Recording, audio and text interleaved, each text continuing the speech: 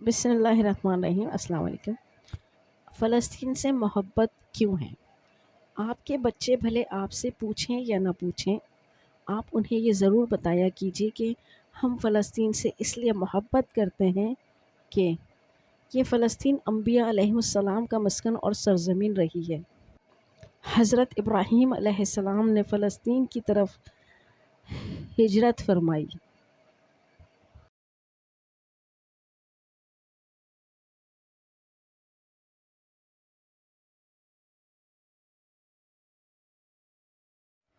اللہ تبارک و تعالیٰ نے حضرت لوط علیہ السلام کو اس عذاب سے نجات دی جو ان کی قوم پر اسی جگہ نازل ہوا تھا۔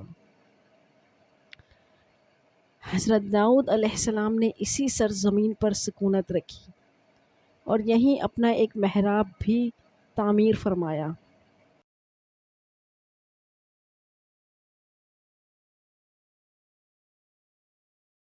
حضرت سلیمان علیہ السلام اس ملک میں بیٹھ کر ساری دنیا پر حکومت فرمایا کرتے تھے۔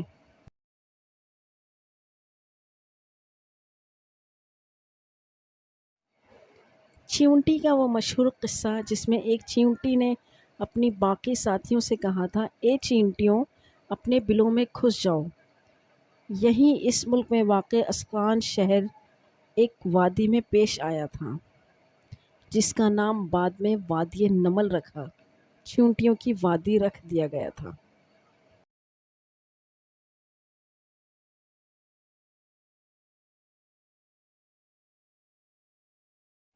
حضرت زکریا علیہ السلام کا محراب بھی اسی شہر میں ہے۔ حضرت موسیٰ علیہ السلام نے اسی ملک کے بارے میں اپنے ساتھیوں سے کہا تھا کہ اس مقدس شہر میں داخل ہو جاؤ۔ انہوں نے اسی شہر کو مقدس، اس شہر کے شرک سے پاک ہونے اور انبیاء علیہ السلام کا مسکن ہونے کی وجہ سے کہا تھا۔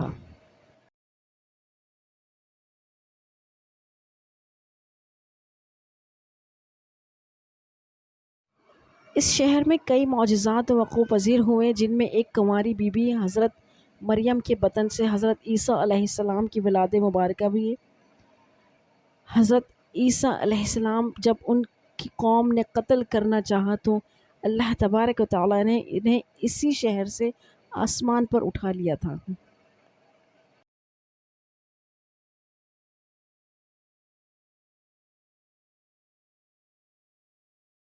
ولادت کے بعد جب عورت اپنی جسمانی کمزوری کی انتہا پر ہوتی ہے، ایسی حالت میں بی بی مریم کا کھجور کے تنے کو ہلا دینا بھی ایک معجزہ الہی ہے۔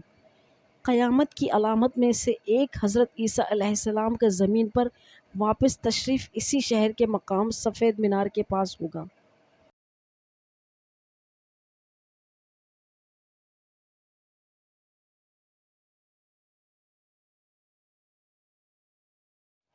اسی شہر کے ہی مقام بابلت پر حضرت عیسیٰ علیہ السلام مسیح دجال کو قتل کریں گے۔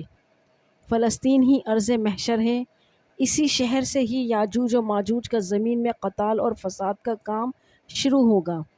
اس شہر میں وقوع پذیر ہونے والے قصوں میں سے ایک قصہ طالوت اور جالوت کا بھی ہے۔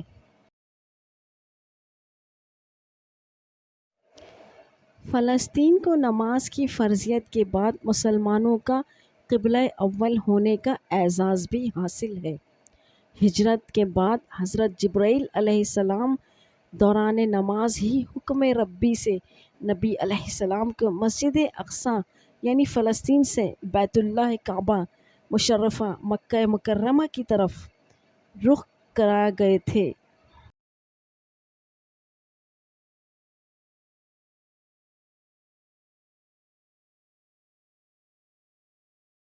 جس مسجد میں یہ واقعہ پیش آیا وہ مسجد آج بھی مسجد قبلتین کہلاتی ہے۔ حضور اکرم صلی اللہ علیہ وآلہ وسلم معراج کی رات آسمان پر لے جانے سے پہلے مکہ مکرمہ سے یہاں بیت المقدس یعنی فلسطین لائے گئے۔ سرکار دو عالم صلی اللہ علیہ وآلہ وسلم کی اقتداء میں انبیاء علیہ السلام نے یہاں نماز ادا فرمائی۔ اس طرح فلسطین ایک بار پھر سارے انبیاء کا سیدنا ابو ذر رضی اللہ عنہ کہتے ہیں کہ میں نے رسول اللہ صلی اللہ علیہ وآلہ وسلم سے عرض کیا کہ زمین پر سب سے پہلی مسجد کون سی بنائی گئی؟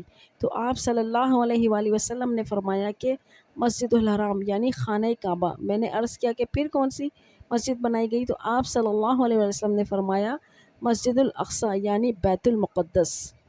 میں نے پھر عرض کیا کہ ان دونوں کے درمیان کتنا فاصلہ تھا؟ آپ صلی اللہ علیہ وآلہ وسلم نے فرمایا کہ 40 برس کا، اور تو جہاں بھی نماز کا وقت پالے وہیں نماز ادا کر لے، بس وہ مسجد ہی ہے۔ مثال حبیبنا صلی اللہ علیہ وسلم کے بعد حضرت ابوبکر رضی اللہ عنہ کو ارتداد کے فتنے اور دیگر کئی مشاکل سے نمٹنے کے لیے عسکری اور افرادی قوت کی اشد ضرورت کے باوجود بھی ارض شام فلسطین کی طرف آپ صلی اللہ علیہ وسلم کا تیار کردہ لشکر بھیجنا بھی ایک ناقابل فراموش حقیقت ہے۔ اسلام کے سنہری دور فاروقی میں دنیا بھر کی فتوحات کو چھوڑ کر محض فلسطین کی فتح کے لیے خود سیدنا عمر کا چل کر جانا اور یہاں پر جا کر نماز ادا کرنا اس شہر کی عظمت کو اجاگر کرتا ہے۔ دوسری بار بینا معراج کی رات کو بروز جمعہ 27 رجب 583 ہجری کو صلاح الدین ایوبی کے ہاتھوں اس شہر کا دوبارہ افتتاح ہونا بھی ایک نشانی ہے۔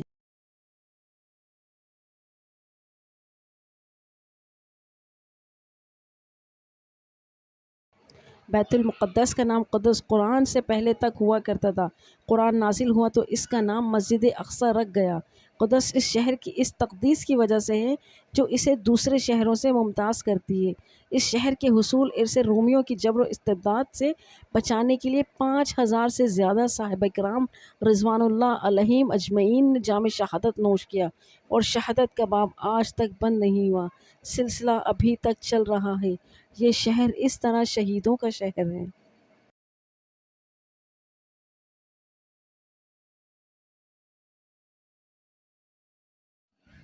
مسجد اقصی اور بلاد شام کی اہمیت بالکل حرمین الشریفین جیسی ہی ہے۔ جب قرآن پاک کی آیت والتین والزیتون والطور سینین وہذا البلد الامین نازل ہوئی تو ابن عباس کہتے ہیں کہ ہم نے بلاد شام کو التین انجیر سے، بلاد فلسطین کو الزیتون زیتون سے، اور الطور سنین کو مصر کے پہاڑوں کوہ طور جس پر جا کر حضرت موسیٰ علیہ السلام اللہ پاک سے کلام کیا کرتے تھے سے استدلال کیا۔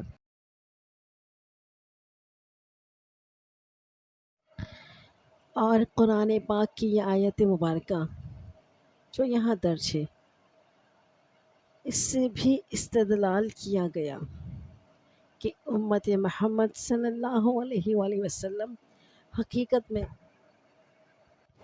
اس مقدس سرزمین کی وارث ہے۔